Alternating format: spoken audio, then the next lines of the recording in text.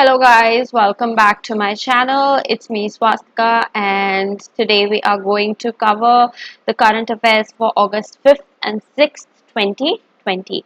So before we move on, I'll just tell you a little about myself. I have done my masters in political science from Jawaharlal Nehru University. I have also done my BA honors in political science from Delhi University, and in case you're new here, please don't forget to press the subscribe button, that's the red button at the bottom of the video screen. So without any further ado, let's begin. As usual, we would be following the normal format of first discussing the short news or things that can be asked to you in objective questions, and after that we will be going over the editorial page in short. So, Operation Gibraltar was the code name given to the strategy of Pakistan to infiltrate Jammu and Kashmir and to instigate the locals in starting a rebellion against the Indian rule. So, even though this is something that has been mentioned in the editorial page by Happyman Jacob, I think it's just important to remember this for your objective type questions because it says that objective Gibraltar was the code name given to the strategy of Pakistan to infiltrate Jammu and Kashmir and to instigate the locals in starting a rebellion against the Indian rule there. Pakistan specifically chose this name to draw a parallel to the Muslim conquest of Spain that was launched from the port of Gibraltar. Moving on, the Pakistan Prime Minister has unveiled a new political map of Pakistan that includes the entire erstwhile state of Jammu and Kashmir as well as Junagadh in Gujarat. So, this is a new political map of Pakistan that has been unveiled by their Prime Minister, which says that the state of Jammu Kashmir, the entire state, as well as Junagadh in Gujarat, belongs to Pakistan. Moving on. So there was a United Nations policy brief which says that almost 24 million children are at risk of not returning to school next year due to the economic fallout of COVID. The educational financing gap is also likely to increase by one third. More than 1.6 billion learners across the world have been affected by the disruption of the education system. Vulnerable populations in low-income countries are to be hit harder and longer.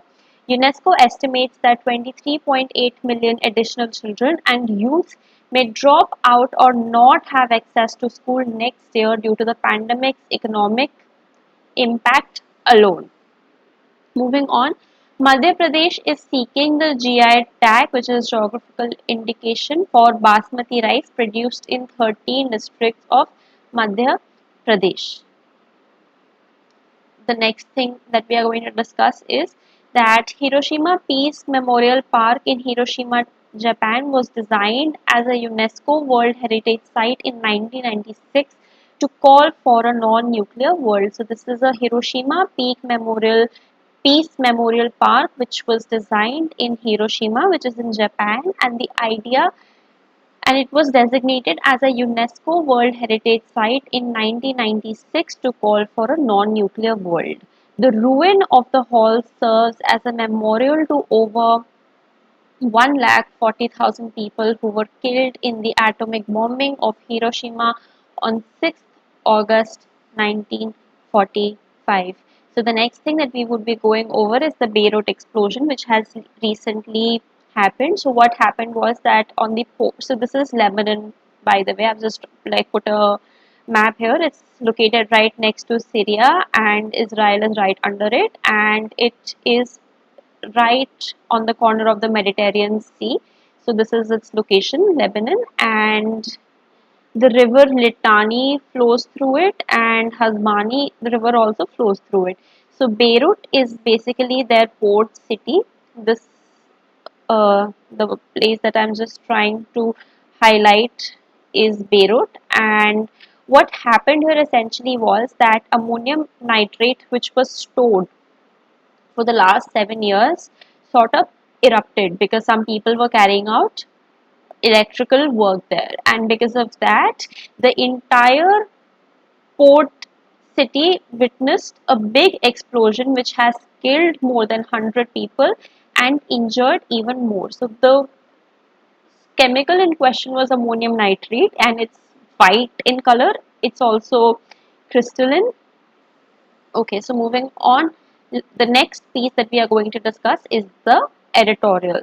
So in this we see that the three language formula has been rejected by Tamil Nadu. So this three language formula is something which is being put forward since 1968, and in NEP 2020 this was again they were trying to put it forward, but Tamil Nadu has completely rejected the three language formula.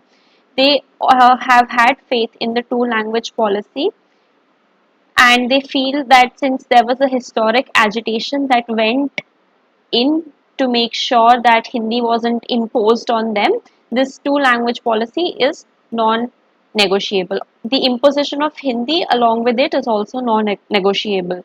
Opposition from the state forced the centre to amend draft NEP and to withdraw the proposal to teach Hindi as a second language. Tamil Nadu has resisted multiple attempts to impose Hindi since 1937.